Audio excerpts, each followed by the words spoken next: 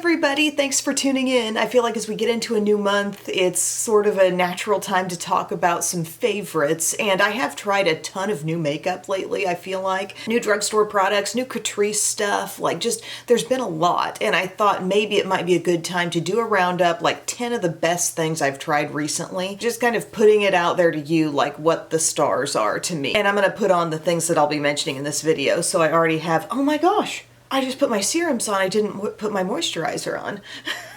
It's like, I've got my skincare on. No, I don't. I tell you, friends, I'm gonna get a little eye cream on here. That's my Vanny Cream moisturizing cream, and then this probably is a favorite actually, but the Vanny Cream with the SPF 30. I don't know what I was thinking. Put my serums on, thought, yep, that looks good. Now we're moisturized and we can get into the first thing, which is really on the cusp of being new because I feel like I've been using this for a while and loving it for some time. It's been featured in a lot of videos, but my Rimmel Multitasker Better Than Filters, I really do enjoy this stuff so much. I actually love using it with the Multitasker Concealer. That concealer I've had probably over a year, so that's not even really close to the new category, but I just love this stuff all over my skin. I will sometimes use it as primer or just as a base product in itself. I'll link below to a recent video where this was just kind of the thing all over my skin paired with concealer. My shade is 003 Light. If you're not familiar with these kinds of products, it's sort of combining a skin tone, very light coverage product with glow. So think Charlotte Tilbury Hollywood Flawless Filter, although I feel like this does a little bit more for my skin than that product. It just makes me feel really good after I put it on. I'm like, wow, looking radiant. But then it like layers into a decently long wearing look really well. So this is something I just tend to want to reach for all the time. Don't you have those products where you're like always considering it? Even if you got options, you got different things you might pick up for foundation, you've probably got certain things that you're often considering, and that's like always something I'm wanting to put on. And I'm just using my little Profusion buffing brush, getting that all blended in. And then another thing that just really has knocked my socks off in a rediscovered kind of way, because I've had this product before, but I repurchased it in my Catrice haul, and it's their True Skin Hydrating Foundation. This stuff is so good. The coverage is beautiful. It wears a long time. It has a beautiful just appearance on the surface of the skin. 30 Neutral Sand is the shade I'm wearing in this, so I'm gonna pump out a pump. And be careful because a little bit always oozes out of that pump right after you pump some makeup out. But once you grab that, you're good. I'm gonna dab this around. And then this is just one of those little Sonia Kashuk blender sponges. I've been using this one lately. It's kind of an odd, unusual shape. It's got a flat bottom and then comes up to a bit of a cone. I can get away with applying this foundation pretty much any way I want to. It looks good with a brush, but I really like it with a sponge also. I feel like my lips may have gotten a little sunburnt. I've got Lano lips on them right now. I need to remember to put on some kind of SPF lip balm before I get out there in the pool. But I'm just using that bottom end to bop this in, and you can see like how beautifully that is covering. I love it over the Multitasker Better Than Filters, but even as is, I feel like this foundation has a really pretty kind of like natural finish on the skin, but really, really good coverage. Like I had a lot of freckles popping out and it's pretty much blanking them out. Not that you need to blank out all your freckles, I'm just saying what it's doing. Some people want coverage, this gives coverage. And it gives some hydration, wears and stays looking really fresh all day. Like just what a great thing. I'm so glad I really got back into Catrice this summer. That's my number one thing in my top 10. Number two would have to be the concealer that pairs with it. So this is the True Skin High Coverage Concealer. They say it's waterproof, has hyaluronic acid. My shade is Cool Cashmere, and they're just a really good pair. You know, I could have named, like I said, the Rimmel Multitasker. I've worn that a lot. That wears beautifully, but that's not really a new product to me at all. But this, it's a rediscovered product, you know? It was recently repurchased, and if you're looking for a non-drying concealer that really does the work, it's probably a little bit lighter weight on the skin than e.l.f. Hydrating Camo Concealer. Like it just has a thinner texture and maybe not quite as much coverage as e.l.f.'s, but it's close and it's considerably thinner. So if the feel and the weight of the concealer is a priority to you, you might end up being really impressed by this one. So I'm just tapping that in again with my sponge. You could get even more coverage if you used a brush. I'm kind of in sponge mode right now. And something I've really learned lately is that I'm loving how the staying power turns out when I use a sponge, because I think it just thins out the product. I think it removes excess. It makes your products capable of looking fresh for a long time.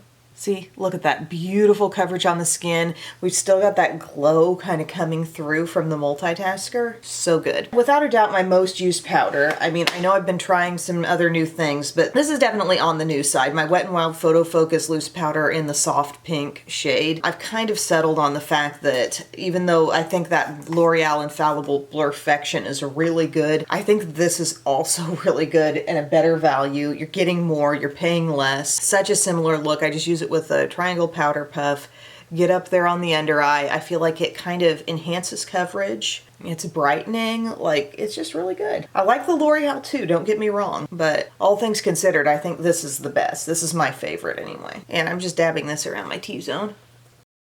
And take a little brush. This is my Morphe Under Eye Bullet Brush. And you can dust away. This video is like the Reader's Digest version of all the videos I've done lately, you know? Okay, what were actually the favorites? See, I think that looks beautiful. It kind of mattified, it didn't dull down. If anything, it brightened, it added just a sneaky little bit of coverage more. And now whatever's left on the brush, I'm kind of letting that dab over the rest of my skin.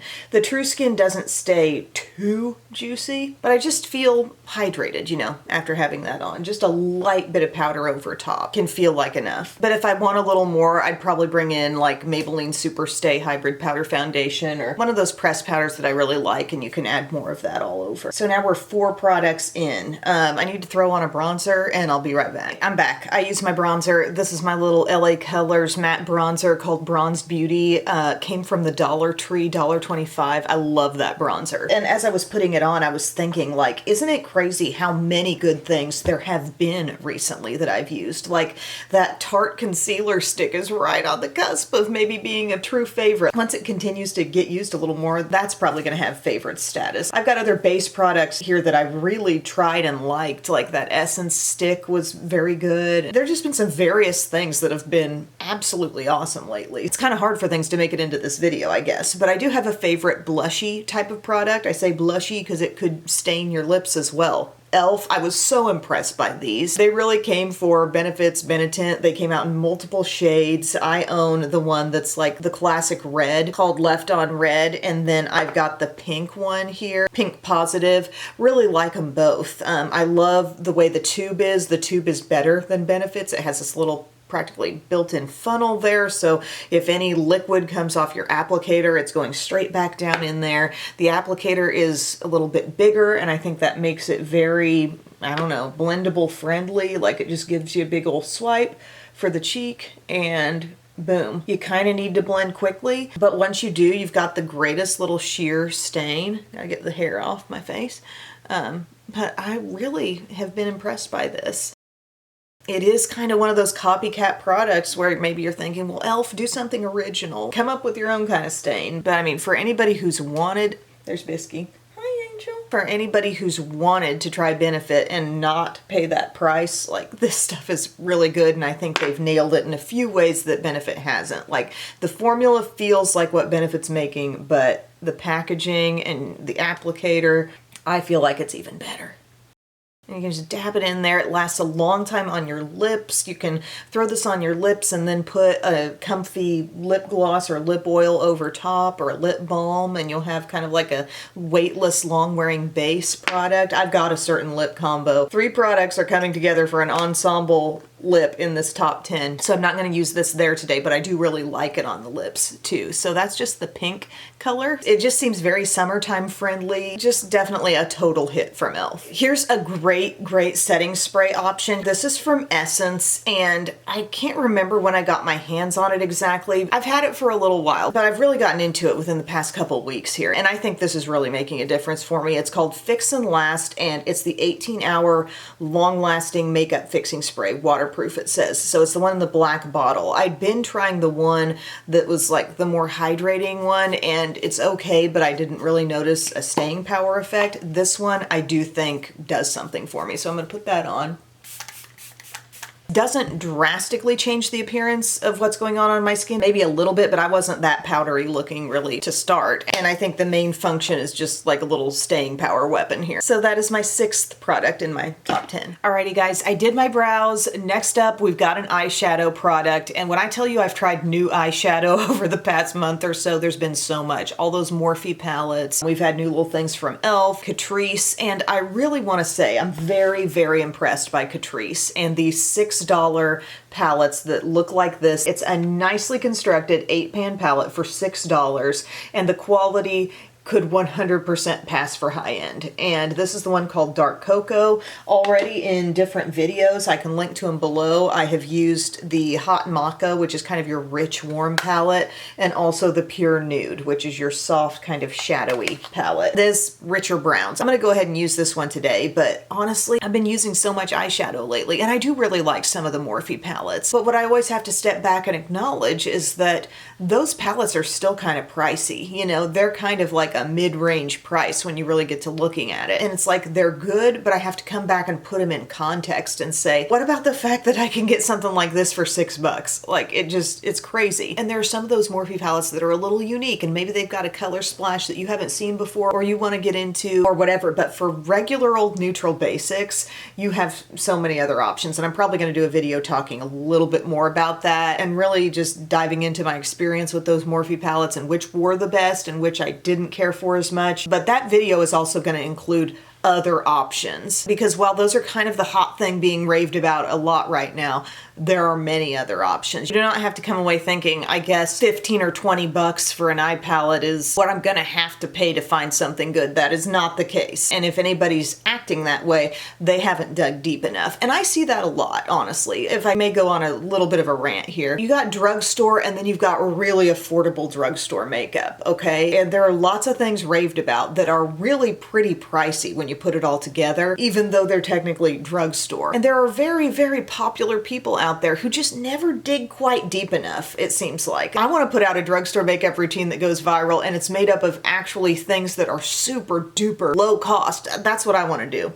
I probably will. But anyway, we're going to use this Dark Cocoa palette here today, and I'm going to go into this shade for starters. Really love the mattes and also the texture of the shimmers. Catrice does a great job of doing a shimmer that might have a little glitz and sparkle, but making it smooth and something that lays down with a lot of ease on the eyes and doesn't give you fallout everywhere. They're just doing some great all-time classic palettes with this little range. And they make other kinds of eyeshadows too. I like their slim palettes, which are like 12 shades, I think. But the quality in these little $6 guys is just so consistent. Taking that little shade, and I might work in just a bit more. Shadows are soft, but they're not kicking up too much fallout.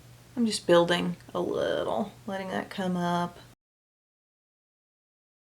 Yay, looks good. Let's deepen that up a little bit. Let's go to this shade right here. We've got a couple of really rich browns, one slightly darker than the other. So this would be the lighter of the two in those long rectangles. And I'm gonna start blending that into my outer corner, still with that same crease brush.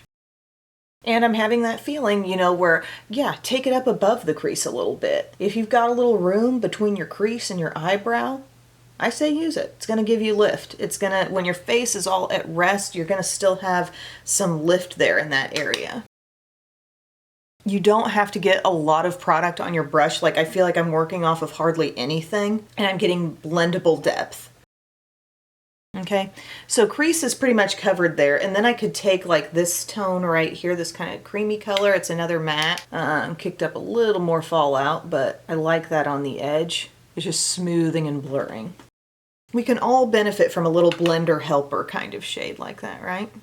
Major props to Morphe on the new brushes, though. I really have been getting tons of use out of this M303 and the 302. So the 303 is like your flat brush, and then 302 is just a little smaller than this. But I could go into this like near black right over here, which I think I will.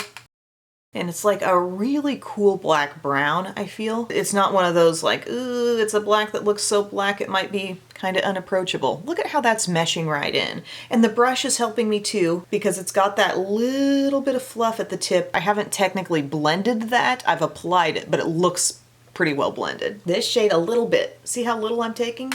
Tap off any excess. I don't know how they're getting away with $6 on these guys, but they're doing it. Catrice's own website, catricecosmetics.com. That's where you can access everything. It was easy when Catrice was at Ulta, but I don't mind ordering off their website. We just wedge that into the crease, and then you can go back to your crease brush if you think you want to blend it more. Hardly needs more blending. It's so soft. Then, as I was mentioning, like these shades here, the smoothness of those shimmers that do have a little embedded sparkle. You've got a couple of them in here, that one up top, and then this shade down here, and they're pretty close. This bottom one's just a little like brighter. And then you got a pretty traditional, smooth, soft, golden shimmer right up there. That's the shimmer story for this palette. And I just like how they were able to incorporate a little bit of very, very fine glitz, but the shadow itself is so soft and so manageable, easy to put on. Like I said, this one's got like a little more cool taupiness. This one's maybe like a very soft rose gold. They're very similar, honestly. I'm gonna just go into that top one with my slightly smaller brush from Morphe. You're getting such a fine little shimmer, but it's something that adheres to your eyes, isn't creating a fallout problem. I love that eye. I love that eye. And then maybe we take the softer textured shimmer right here and just get a little bit of that in the inner corner.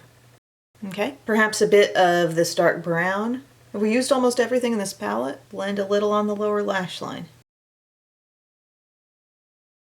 And then if you wanted to, you could even go into the darkest shade with a little smaller brush and work that in a little bit, like at your upper lash line. Catrice is my rediscovered brand of the summer. They are.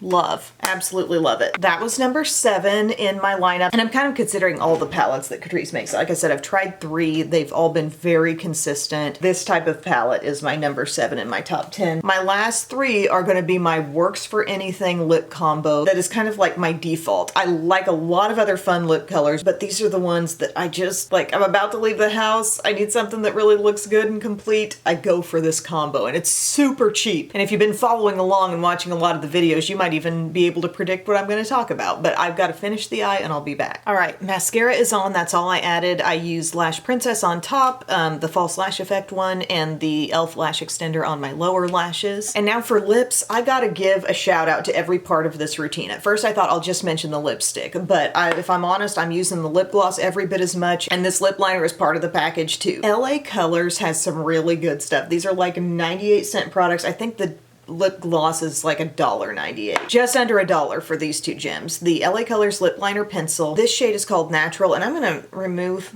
a little bit of the Lano lips that I got on there because I don't want to be too slick. But I've mentioned about how a lip liner pencil should have just a little bit of dryness because I think that gives it an ability to cling. And this has that, but it still glides on really nice. But it's not so creamy as like the e.l.f. Cream Glide. But when I tell you it's my lip that looks good with anything, it's like my classic me lip. I love it. So I'm just lining the lips. And this is going to give me a little better staying power too because the lipstick is a classic cream. So the layer of lip liner is helpful. That's the shade Natural. Then the lipstick is the shade called Melted Nude. So good. This is no doubt my single most used lip product. Get it on here. It's just a little deeper maybe than the lip liner.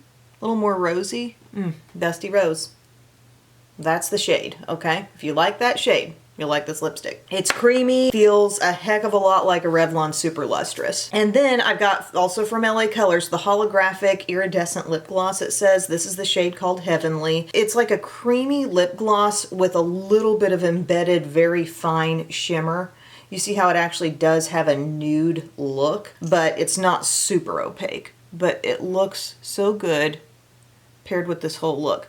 And it smells like you just opened up your Funfetti cake mix and you're about to get going with that recipe. Just a little bit there, like it's something about that smooths it out. It kind of fills the lines. It adds just a little like lightness and dimension to the whole look. I love that combo. I will love this combo any time of year, any day of the week, any situation that I'm in. They deserve to be mentioned. Alrighty guys, so those are my top 10 like favorite things that I've tried recently. And like I said, there's a lot of other things on the cusp. I've got a lot of my new stuff kind of right out here where I can see it. And there's been a lot of good stuff, honestly. So this stuff is just the cream of the crop for me. By the way, this hair clip, Dollar Tree. I love this hair clip. I can't remember what brand it was, but I use this all the time, and it's not like the giant size, but it's not the kind that's like half this size either. And it's really good if I want to just like pull my hair back and sort of twist it up in the back. That works well. Anyways, thank you guys for watching. I hope you enjoyed this video, and I will see you again very soon. I love you. Bye.